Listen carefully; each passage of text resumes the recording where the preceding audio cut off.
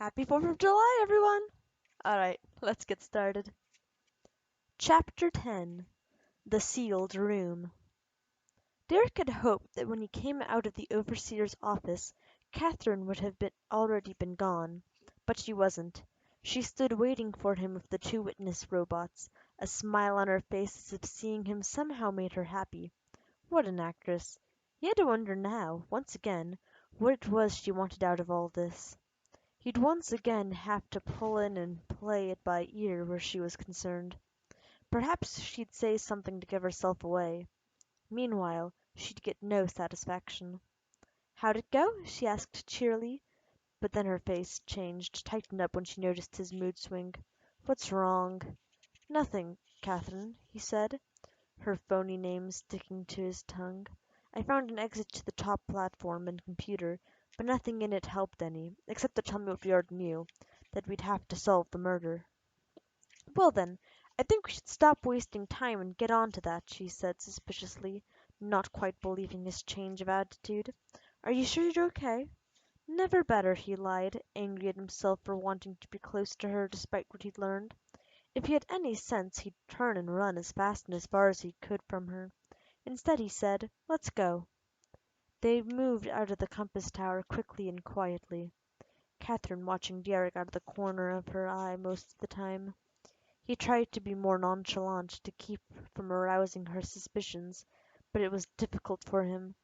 He apparently wasn't as schooled in subterfuge as she. As they made their way through the building, the robots paid them no attention, already becoming familiar and comfortable with human presence. When they stepped outside, they found a tram with a utility driver atop it waving to them. "Friend Derek!" the robot called, as they moved over to the tram. "What is it?" Derek asked the squat driver. "Supervisor Euler asked me to be your driver today, honoring an earlier request you made in regard to transportation." "Well," Derek said, looking at Catherine, "it appears that we're finally being trusted a little bit. Our own tram, eh?" "It's radio controlled," the utility robot said.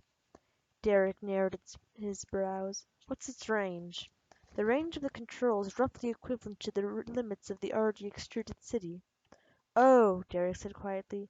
"You mean the tram won't operate except in city limits?" "A fair appraisal," the robot said. Catherine laughed loudly. "Now that's what I call trust," she said, and shook her head. He glared at her and climbed into the tram. "Wreck," he told his witness. "Why don't you climb up here with me?" The robot utility climbed in beside Derek, leaving Catherine to sit with her witness in the seat behind. "Where to, sir?" the tram driver asked. Derek turned to Catherine. "You know where we're going?" "Quadrant number 4," Catherine replied. "Eve will show you from there." They drove on quickly. Derek, for the first time, took a moment to think about the other things that had happened in the office, things that were pushed out of his mind by his anger toward Catherine. His name, for instance. He was called David number 1 on the computer record. Then why did he come after David number 2? Was it a simple experiment shorthand, or did the name have meaning? It sounded so engineered. The thoughts generated by that line of reasoning were more than he could bear. He pushed them away and thought that if his name was, indeed, David, then Catherine had told him the truth, at least about that. There were other concepts applied in those few paragraphs. Whoever the overseer was, he obviously knew David and Catherine, and knew something of their past histories. So whoever had brought him here was someone he'd known before his memory loss, and he couldn't help but consider the possibility that the overseer had had something to do with his memory loss. But the chances were just as good, if not better, that Catherine herself had been connected with his amnesia for her own purposes, whatever they were. Layers and layers. So much had been implied by the notes on the computer. The city was, indeed, considered an experiment in synonetics. Of that much he could now be certain. But then, when it came time to deal with a reason for the defense system going operational, the overseer seemed just as much in the dark as he himself was. Derek also wasn't sure if he had been deliberately brought here to help the city, or if he had shown up accidentally, the overseer deciding to use him, as opposed to either stepping in himself, or letting the operation shut itself down. The more answers he found, it seemed, the more in the dark he was. They arrived at quadrant number 4 without difficulty. Eve took her triangulation readings to help them find their way back to the house on the pedestal. Derek watched the city developing all around him as they drove. The sight of humans driving the inhabitants into a frenzy of human preparation, the robot equivalent of nesting. "This is the place," Eve said, as the tram stopped in the middle of an ordinary-looking street. The witness looked all around. "It doesn't appear to be here. It's moved some, that's all," Catherine said. "We'll go on foot from this point." They climbed out of the tram and started walking, the tram following close behind in case they had need of it. "You sure this is the right direction?" Derek asked, after they had moved a block. "How far could it have moved?" "Everything looks familiar here," she replied. "The whole city looks the same," Derek said. "I don't think you—" "There!" she pointed. Derek needed no pointing finger to tell him they'd arrived. A tall tower stood in the middle of a street, nothing else anywhere near it. Atop the tower was a single room, sealed up except for a circular hole cut out of it. "Let's leave a witness here of the tram in case of problems," Derek said. "We'll take Rec up with us." "Fine," Catherine replied, walking to the pole. He followed her, watching the spiral staircase reform when she touched the pole with her hand. "You're not going to believe this," she told him, starting confidently up the stairs.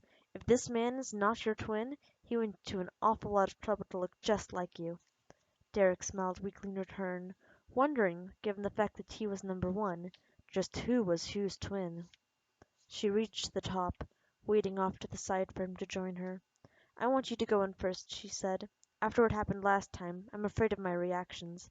I may have to work up to it." "All right," he said, moving around the cutout.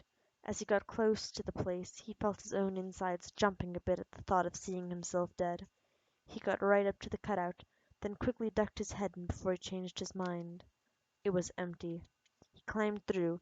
There was no sign of a body or anything that resembled a body or anything else for that matter. "Catherine," he called, "come around here." She moved to the cutout, shyly poking her head inside, her eyes widening when she saw the empty room. "Where is he?" she asked. "That was my question," Derek replied. "It appears that our corpse has gotten up and walked away." "Or was taken away," she returned. "Remember what happened when he died? A utility robot had to fight waste control robots for possession of the corpse. Maybe they got him this time." "Didn't anyone stay behind when he passed out before to keep that from happening?" "I don't know," Catherine said, and went back out the cutout to call to her witness. "Eve, did anyone stay behind after I fell unconscious yesterday?" "No," the robot called back up. "You were our first priority. We did all our parts to get you home safely and to get you medical attention." Catherine came back into the room. "No one stayed behind," she said. "I heard," Derek replied. "Pretty convenient." "Convenient for whom?" she said, eyes flashing. "What are you driving at?" "Nothing," he replied. "I'm just disappointed." "You're disappointed," she said, sitting on the floor and leaning against the wall. "This was my ticket out of here." "Just like you," he said, "thinking about yourself while the whole world crumbles around you." Her eyes were dark fire. "And just who should I think about?" she asked.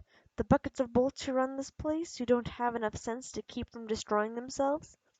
"Like every other human culture that ever lived," he replied. "Yes, think about them." He pointed at her, then snapped his fingers. "Maybe we don't need a body for this. Maybe we can simply recreate the circumstances." "You mean try and set it all up like it had happened to the dead man?" "Sure. The computer in the office told me that there is danger from alien contamination. Let's see if we can bring it out a little." Catherine stood again, her face uncertain.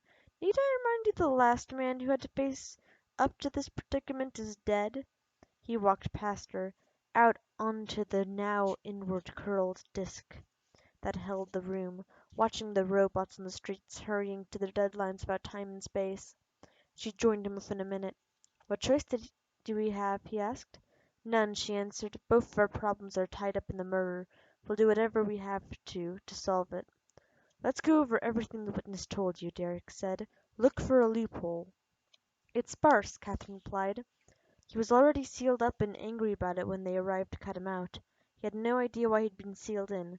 When they cut him out his behavior seemed a bit erratic. He had a headache and a cut on his foot." "Didn't you have a headache last night?" he asked. She cocked her head. "I just assumed it had something to do with my passing out," she said. "Just a thought," Derek replied. I'm trying everything on for size right now.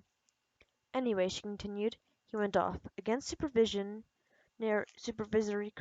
request, and turned up dead a short time later. When the utility robot trying to turn the body over to take a pulse, another room sealed itself off, and the robot just barely survived the sealing because of his quick reflexes. That's it, the whole story. He leaned against the curled lip of the disc on stiff arms, trying to reason the way a computer would. You know, he said after a minute, the phrase alien contamination could cover a lot of territory. On the surface, human beings and their composition are obvious, but under the surface, on the body's interior, we're all quite a strange collection of alien germs and viruses. The bleeding foot, Catherine said. That thought occurred to me, but I was never able to connect it with the actual murder, so I assumed it to be inconsequential.